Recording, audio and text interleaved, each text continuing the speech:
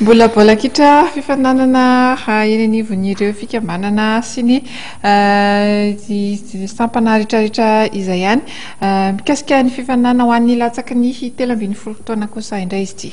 Zareo avy ao amin'ny Netfoot izay isan'ny nikarakara faninanana mondial de relève moa ny antsoiny azy ity tamin'ny faraparan'ny volana marsa iny nisy ny azo lazaina hoe fimenomenomana ireo mpandray anjara tamin'ny tsy fahalavrarian'ny faninanana tsara mitondra fanazavana mikasika indrindra izay ary zareo avy ao amin'ny Netfoot tamin'ity androany ity.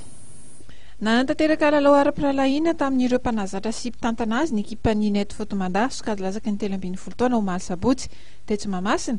tamin'ity fotoana ity no nitondran'ny tompon'andraikitra ao amin'ity sekolim-bola kitra ity fanazavana momba ny fanakanana nataon'ireo mpandray anjara tamin'ilay fifananana mondial de relève U13 izay nikarakarainy. Fanakanana nasaran-javatra ao anay aloha fa ny fanakanana betement kosa no mety fanaratsiana ihany aminay ka ny tena azonay raisina angambany dia hoe ny fanatsarana ny lafa amin'ny resaka kategoria mihitsy zany tena tiana hidirana amin'ny resaka hoe tournoi ohatran'ireny dia somary naka décision zay atao anatiny zany hoe na dia somary tara kely ihany ala izy dia somary naka décision zay tamin'ny resaka dokotera moa dia teo somary nanansarotra ho an'ny mpandray anjara le izy dia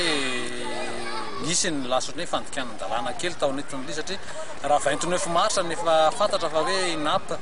inapta ny zoera